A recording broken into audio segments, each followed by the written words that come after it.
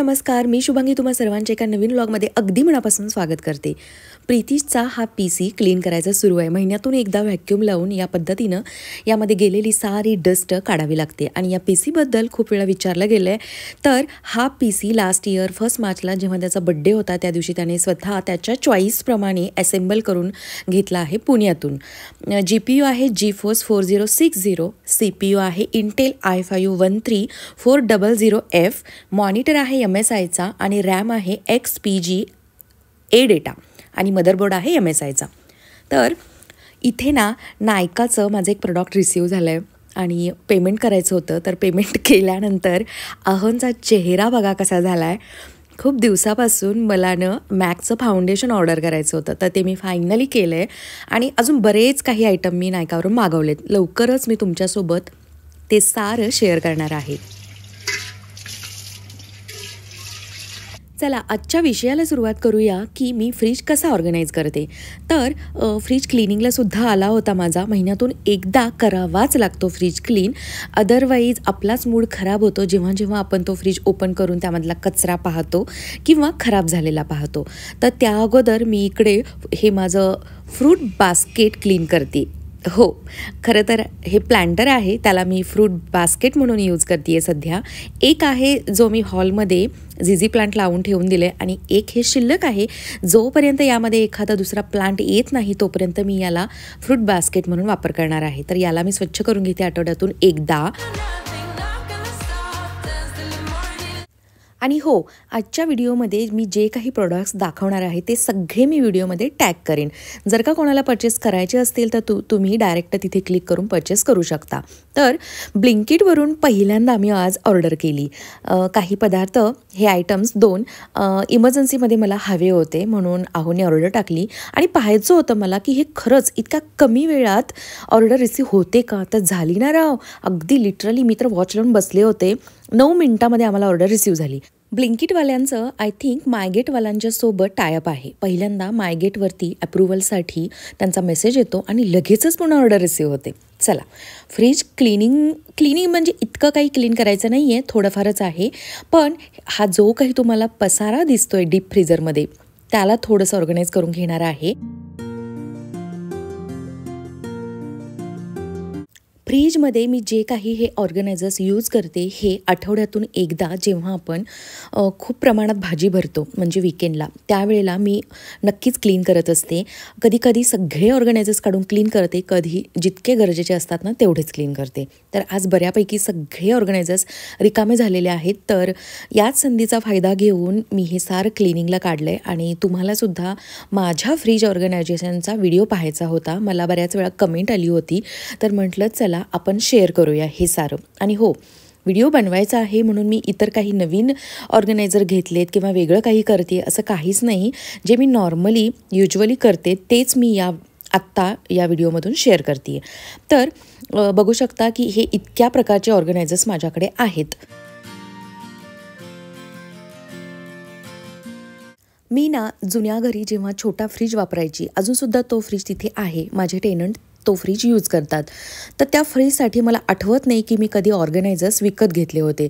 जे काही हळदी कुंकवाला आपल्याला संक्रांतीला डबे मिळायचे किंवा असेच काहीतरी रिकामे झालेले प्लास्टिकचे डबे मी तेच यूज करायचे। पण इथे जेव्हा नवीन घरी शिफ्ट झालो आणि हा डबल डोअरचा फ्रीज घेतला त्यानंतर मी पहिल्यांदा फ्रीज ऑर्गनायझर्स ऑनलाईन ऑर्डर केले होते आणि त्यावेळेला सुद्धा मी ते व्लॉगमधून शेअर केले होते।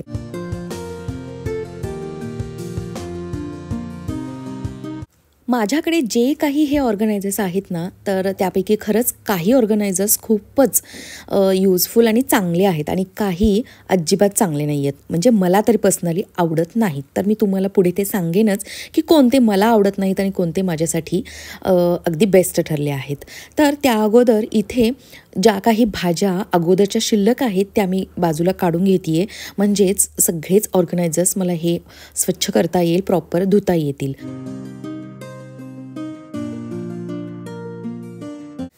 सगळे मसाले ठेवण्यासाठी जो काही हा मी डब्बा केला आहे तो बऱ्याच जणींना आवडला आणि खरंच त्याचाही उपयोग होतो की एकदा तो डब्बा बाहेर काढला तर आपल्याला हवे ते मसाले आपण त्यामधून एका वेळेला काढू शकतो आणि त्यामुळे फ्रीजमध्ये पसाराही होत नाही आणि मसाल्याचा डब्बा जर का चुकून तिरका वगैरे ठेवला गेला आणि त्यातून मसाला सांडला असंही फ्रीजमध्ये होत नाही. पण या डब्यामध्ये मात्र कधीतरी आपल्याकडून सांडू शकतं आणि याचसाठी तो क्लीन करणं गरजेचं आहे. तर हा मसाल्यांचा डब्बा जो आहे ना तो काही मी प्रत्येक आठवड्याला क्लीन नाही करत. महिन्यातून एकदा किंवा गरज वाटली की खरंच त्यामध्ये काहीतरी चुकून आपल्याकडून सांडलं तरच मी तो क्लीन करते. अदरवाईज या डब्याला सतत क्लीन करायची गरज पडत नाही. तर बघू शकता हे इतके सारे मसाले या डब्यामध्ये मस्तपैकी ॲडजस्ट होऊन गेलेले आहेत. तर हे बघा ही अशी फ्रीजची कंडिशन झालेली आहे. 1 महिना होऊन गेला असेल, महिना काही 1.5 महिना पण झालेला असू शकतो मी क्लीन करून. तर हे सारं मी बाथरूममध्येच घेऊन प्रॉपर व्यवस्थित घासून क्लीन करायला प्रेफर करते. पण घासण्यासाठी तारेची घासणी किंवा एकदम हार्श घासणी नाही यूज करायची, सॉफ्ट घासणी वापरायची म्हणजे स्क्रॅचेस येणार नाहीत. कारण जे काही पार्टिशन आहेत मधले, हा जो काही वरचा दुधाचा आहे हा सोडून बाकीचे ते ग्लासचे आहेत, प्रॉपर काचेचे, त्यामुळे काळजी घ्यावीच लागते. तर इतकी सारी आज आम्ही भाजी आणलेली आहे. पालेभाज्या मी खूप काही एकाच वेळेला आणत नाही, 2-3 दिवसांपुरत्या आणते. त्यानंतर मग आहो रोज येताना संध्याकाळी अगदी ताजी ताजी पालेभाजी घेऊन येतात.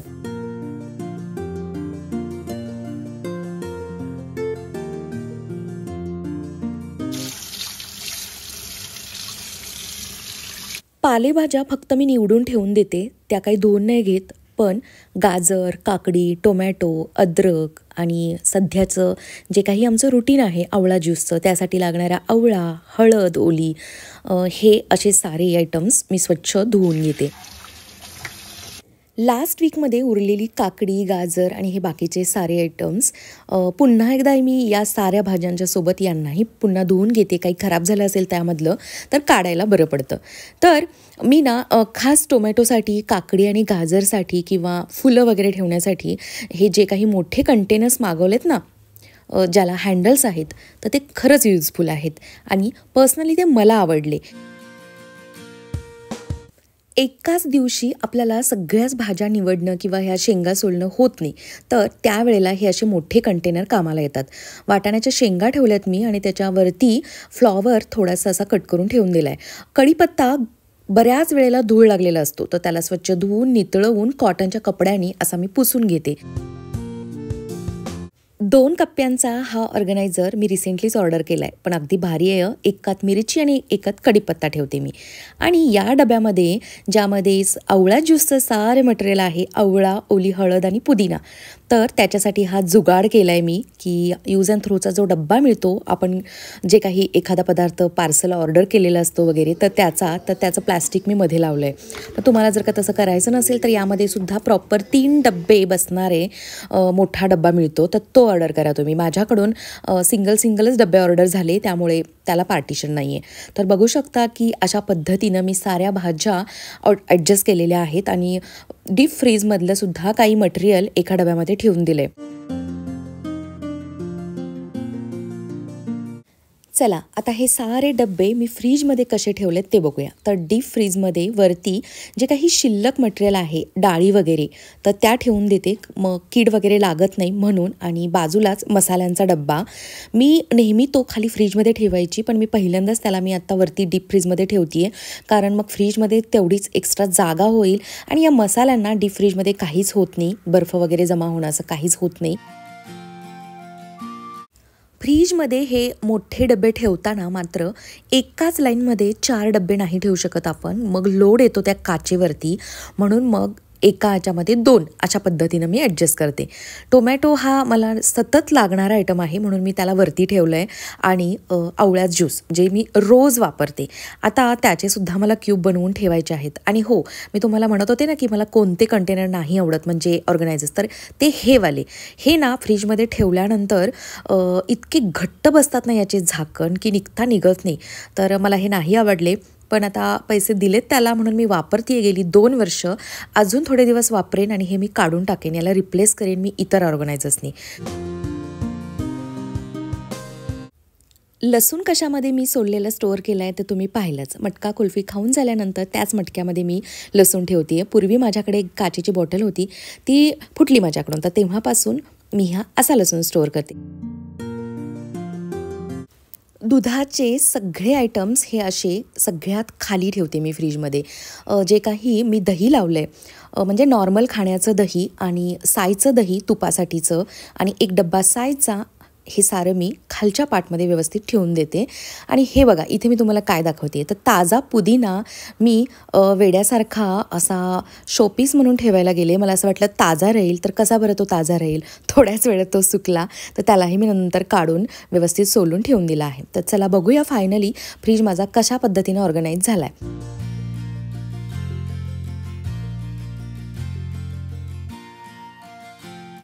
काही कडधान्यांच्यासाठी ऑर्गनायझर्स कमीच पडले, तर मी तसेच ते ठेवून दिले डीप फ्रीजला. तुम्ही बघू शकता वेगवेगळ्या डाळी, चिंच आणि मूग, मटकी असं उरलेलं सारं आहे.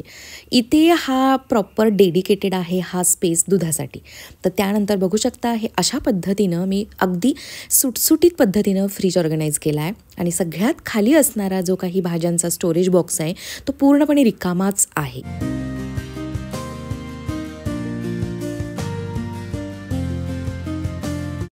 सध्या जितक्या भाज्या आणल्या होत्या त्याच भाज्यांमध्ये हा मी फ्रीज ऑर्गनाईज केला आहे. पण कधीकधी जास्तीच्या भाज्या असतात तेव्हा मग या बॉक्सचा वापर होतो. फ्रीज ऑर्गनायझेशनसाठी काही टिप्स असतील, सजेशन्स असतील तर नक्की कमेंट करा. याच पॉझिटिव्ह नोटवरती आजचा हा व्हिडिओ मी इकडंच एंड करते. पुन्हा भेटेन लवकरच उद्याच्या व्हिडिओमध्ये. बाय.